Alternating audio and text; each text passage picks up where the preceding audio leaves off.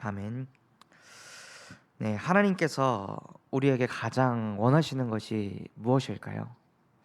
우리가 전도운동을 일으키고, 우리가 언약 붙잡고 그 말씀을 실현시키고, 예배 생활을 잘하고, 물론 하나님께서 그것을 기뻐하실 것입니다. 그러나 하나님께서 우리에게 가장 원하시는 것은 지금 행복하기를 원하십니다. 아무리 예배 생활을 열심히 하고, 아무리 전도운동을 많이 하고 있을지라도 지금 내가 행복하지 않다면 무슨 의미가 있겠습니까? 내가 지금 경제 문제가 없고 가정에 문제가 없는데 내 마음이 지금 행복하지 않다면 무슨 의미가 있겠습니까? 그래서 우리에게 가장 원하시는 것은 무엇이냐면, 내가 너의 목자이기 때문에 부족함이 없다는 것을 깨달아라. 다른 것 때문에 부족한 것이 아니라 내가 너와 항상 함께하고 있는데 이것이 누려지지 않기 때문에 불행한 것이다. 세상 사람들은 이렇게 생각합니다. 내가 원하는 대로 되어야 돼. 내가 계획한 대로 되어야 돼. 그래야 행복할 수 있어. 나는 여행을 가야 행복해. 나는 맛있는 걸 먹어야 행복해. 나는 내가 열심히 준비하고 노력한 것이 그대로 되는 것을 보면 너무 행복해 라고 사람들은 고백합니다. 그런데 진짜 내가 원하는 대로, 내가 계획한 대로 항상 되어지기 시작하면요, 마음에 공허함이 찾아오기 시작합니다. 왜 살아야 되는지 이유가 없어지기 시작합니다. 저 또한도 직장 생활하면서 제게 어떤 프로젝트가 주어졌고, 그것을 위해서 몇 주 동안 계속 기도하고 준비하고 하면서 인도받는 과정 중에 물질이 부족한데 스폰도 받고, 그래서 그 프로젝트가 아주 잘 진행이 됐습니다. 전 직원이 박수를 치고 너무 잘했다고 막 칭찬을 하고, 그래서 그 프로젝트 회의가 다 끝난 다음에 뒷정리를 하는데 이상하게 눈물이 자꾸 흐르더라고요. 모든 사람들이 인정했고 모든 사람들이 축하해 줬는데 이상하게 눈물이 뚝뚝 떨어지는 겁니다. 퇴근하고 지하철 타고 집에 가는데도 계속 눈물이 나더라고요. 왜 이러지? 잘 했는데, 맡은 프로젝트 잘 성공했는데 왜 이렇게 난 눈물이 날까? 하나님, 저 왜 이래요?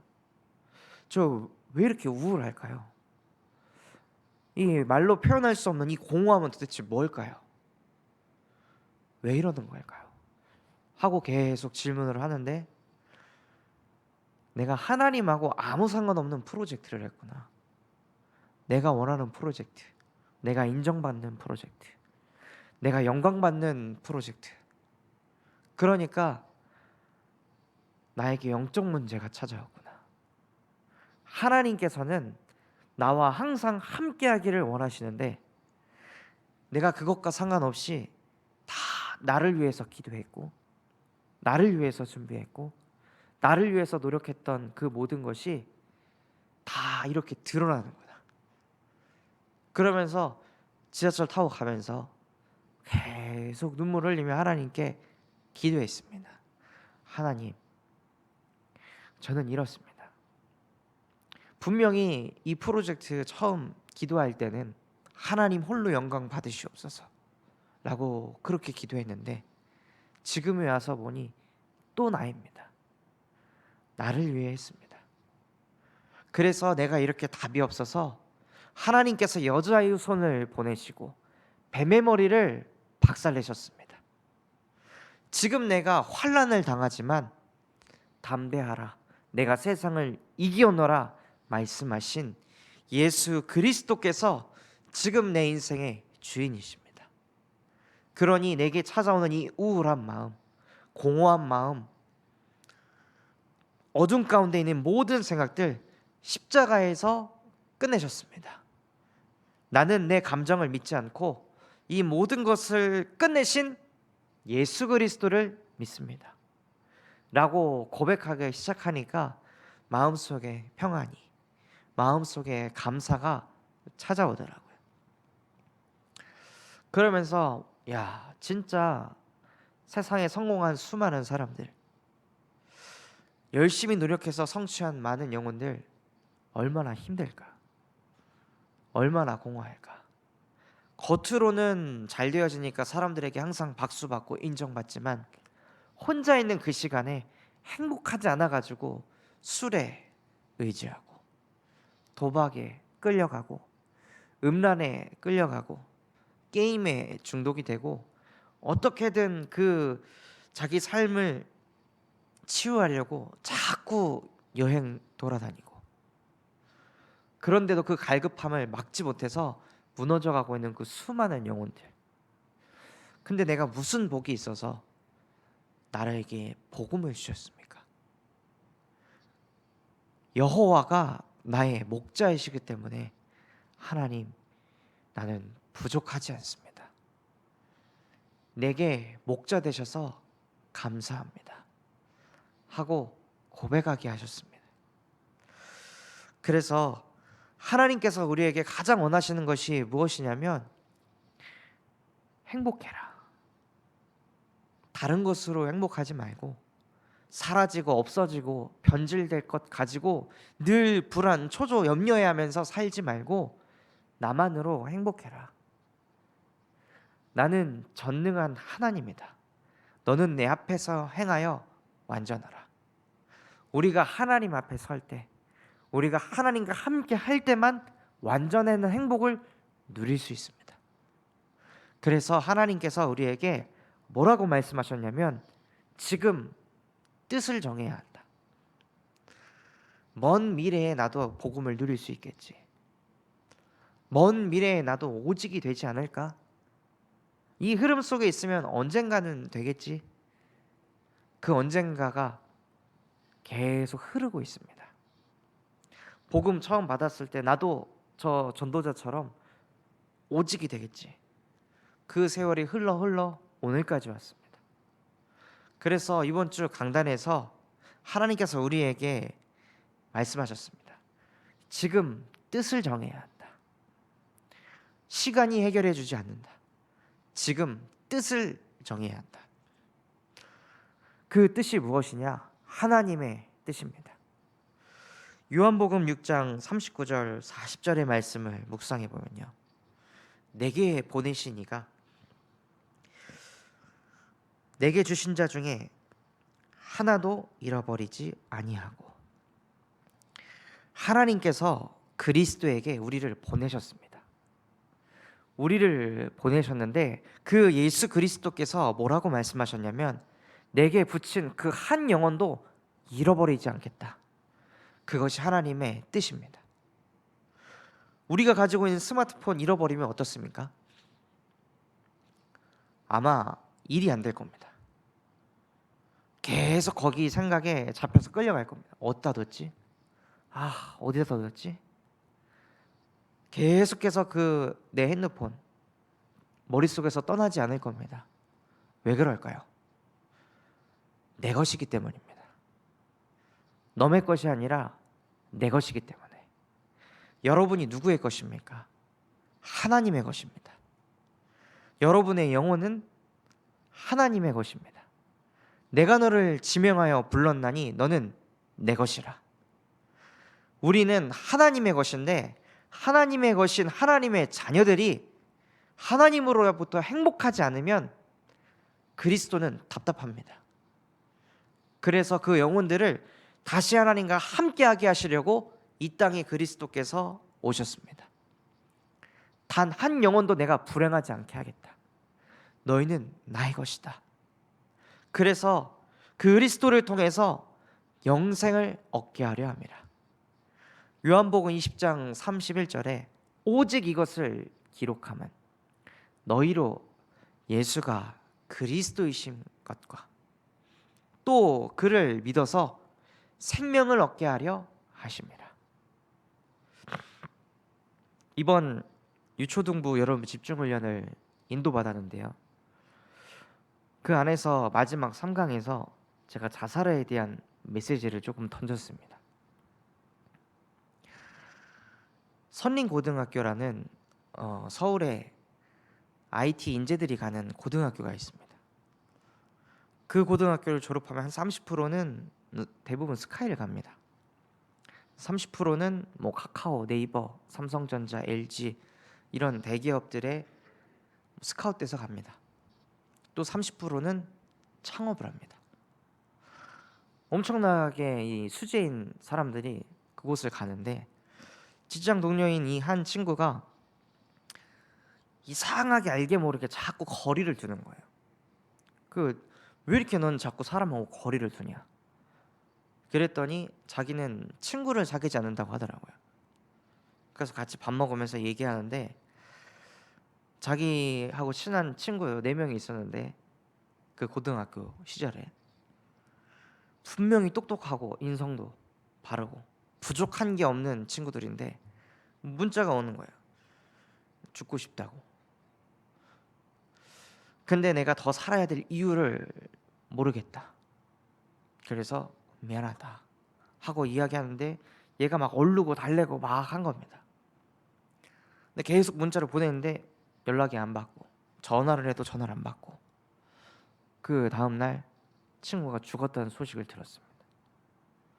그리고 또 한 친구가, 또 한 친구가, 또 한 친구가, 4명의 친구들이 자살을 한 겁니다. 이 친구가 충격을 받고 마음을 꽉 닫고 아무도 안 사귀겠다.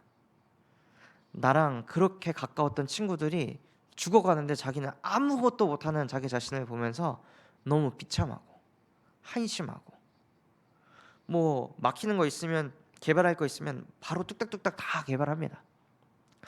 그 친구 20대 초반인데 돈도 10억을 넘게 가지고 있습니다. 부족한 게 하나도 없는데, 그런 인간관계에서 나는 너무 두렵다고. 그래서 그 친구에게 복음을 얘기해주고, 사단이란 존재가 실제한다. 도둑이 와서 도둑질하고 죽이고 멸망시킨다. 그 사단은 돈이 10억이 있어도 못 이긴다. 그 사단은 대기업 가도 못 이긴다. 그 사단은 아무리 똑똑하고 수재여도 못 이긴다. 당신이 그렇게 열망하고 당신이 그렇게 롤모델이라고 생각하는 그 니체조차도 자기에게 찾아오는 정신 문제를 막지 못해서 정신이 돌았다. 그래서 인간은 그리스도를 통해 하나님을 만나서 그리스도를 통해 사단을 박살내야만 행복할 수 있다. 당신이 이 복음 만났으면 좋겠다 하고 복음을 얘기해 줬습니다.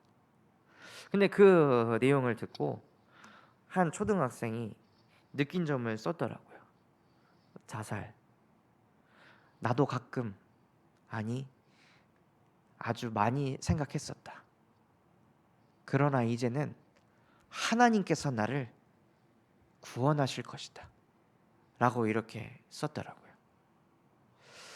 그걸 보면서 하나님의 뜻, 하나님이 가장 원하시는 건 우리에게 생명을 얻게 하려 함이라. 그것이 가장 축복된 것이고 그것이 하나님이 우리에게 원하시는 것입니다. 그 아이도 수학 올림피아드 경시대회에 나갈 만큼 똑똑한 아이입니다. 가정 잘 삽니다.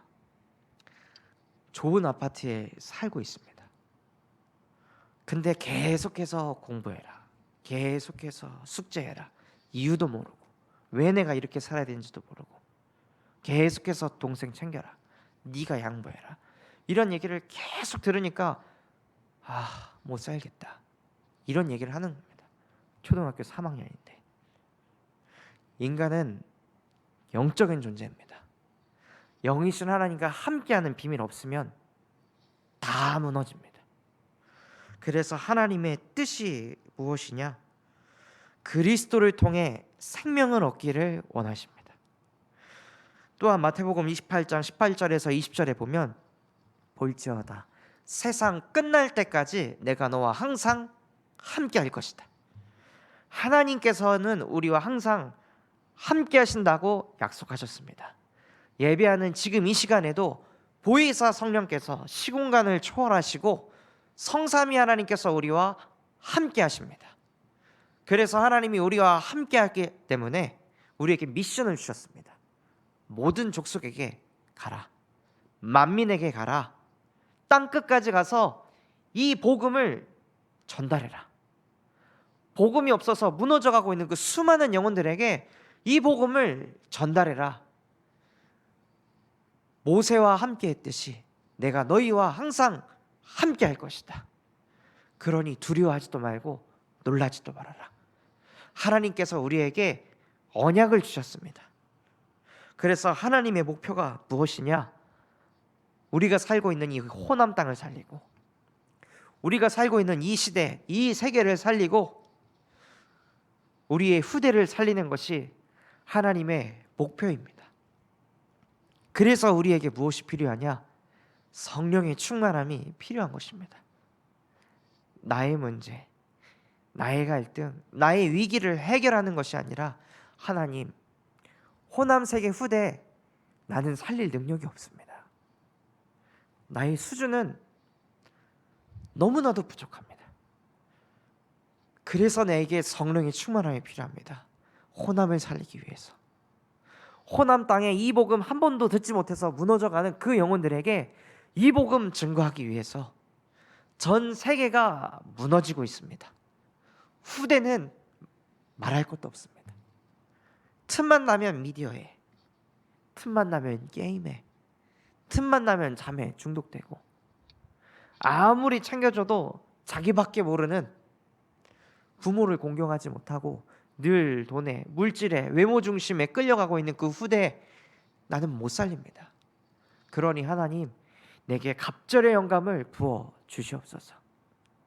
그 하나님의 목표가 우리의 가슴속에 담기길 원하십니다. 그래서 우리를 237 치유 서밋의 주역으로 부르셨습니다. 그 일을 하는 것이 무엇이냐? 3단체를 무너뜨리는 것이라 말씀하셨습니다. 3단체는 무엇합니까? 명상을 합니다. 3단체는 자기 성찰을 합니다. 3단체는 사고하게 합니다. 일론 머스크는 자기 자녀들을 교육하기 위해서 따로 사립 학교를 만들었고, 그 학교에서 아이들에게는 언어도 가르치지 않습니다. 많은 언어를, 랭귀지를 가르치지도 않습니다. 왜냐?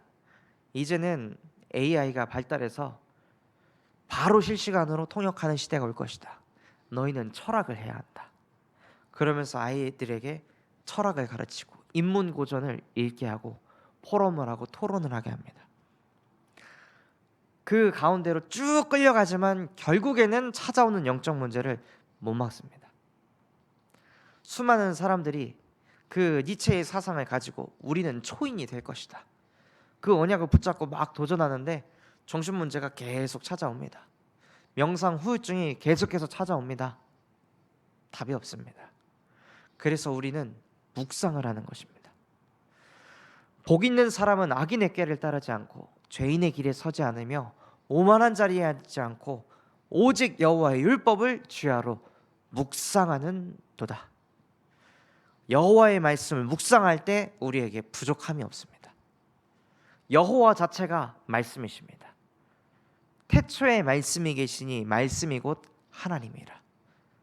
그 하나님을 묵상할 때 우리의 영혼을 소생시키시고, 우리가 주의 말씀을 묵상할 때 주의 지팡이가, 주의 선하심이, 주의 인자하심이 우리를 인도하십니다.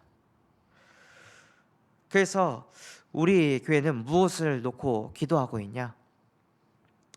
본부화를 두고 기도하고 있습니다. 그래서 곧 있으면 추석이 다가오는데 다민족 집중훈련, 집중학습이 진행되어집니다. 그래서 이 안에서 정말로 빌립이 에티오피아 네시안 사람 만났더니 그 네시안 사람이 빌립에게 훈련받고 에티오피아로 가서 다시는 보지 못했다고 했습니다. 수많은 아프리카 나라들 중에 유일하게 식민지 생활 안 했던 나라 에티오피아. 복음이 들어가니까 하나님께서 그 나라를 지키셨습니다. 그래서 우리 참선맘교회에서 훈련받는 그것이 그냥 되어지는 훈련이 아닙니다. 하나님께서는 전무후무한 응답을 주실 줄 믿습니다. 그래서 훈련받을 때 우리 또한도 함께하면서 그 현장에서 우리에게 주시는 이 복음이 깊이 뿌리가 내려지고 그 뿌리 내려진 만큼 뻗어나가게 되어 있습니다. 뿌리가 깊어야 줄기가 높아집니다. 우리의 시간표는 복음을 깊이 뿌리 내릴 시간표입니다. 그래서 강단에서는 이렇게까지 말씀하셨습니다.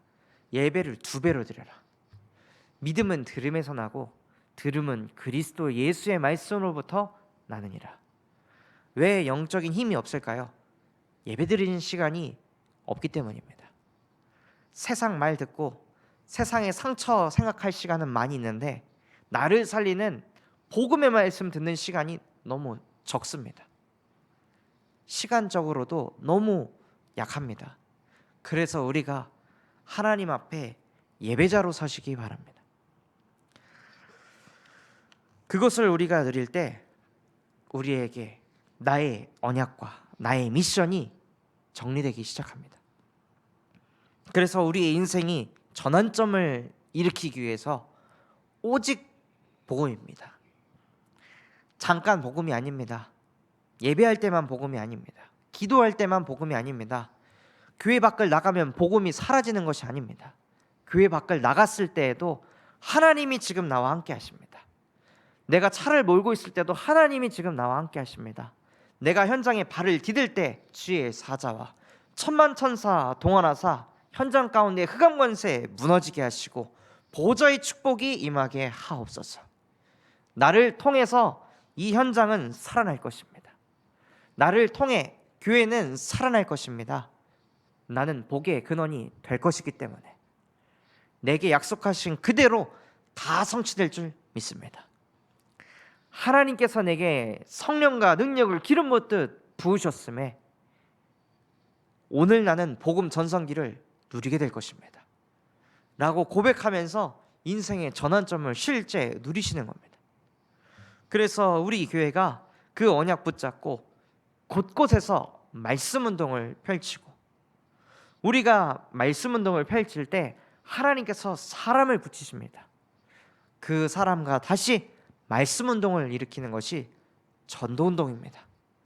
교회로 인도하는 것이 전도 운동이 아니라 그 영혼도 말씀 들어야 될 영혼, 예배 자리에 함께하는 그것이 전도 운동입니다.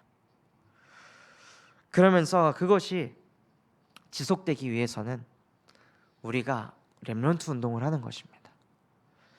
시대의 흐름을 바꾸기 위해서는 렘넌트가 서야 합니다. 우리끼리 은혜 받는 것이 아니라 렘넌트 한 영혼이 설 때 무디 한 사람이 서니까요 1억 명에게 복음이 증거됐습니다. 근데 그 무디가 누구를 만났냐? 에드워드 킴볼이라는 주일학교 교사 선생님과의 만남이 있었기 때문에 무디라는 시대적인 전도자가 세워진 것입니다. 류 목사님도 늘 고백하셨습니다. 실제 현장에서 전도하는 그 중직자 한 사람을 보고 충격을 받고 전도는 저렇게 하는 거구나. 전도가 되어지는 거구나. 한 중직자를 통해 시대적인 전도자 류 목사님과 같은 사람이 나타나게 됐습니다. 그래서 정말로 우리의 사역을 통해 하나님께서 렘넌트 운동을 일으키실 줄 믿습니다. 오늘 하루도 나의 언약과 나의 미션을 붙잡고 승리하시는 전도자들의 걸음이 되시길 예수 그리스도 이름으로 기도하도록 하겠습니다.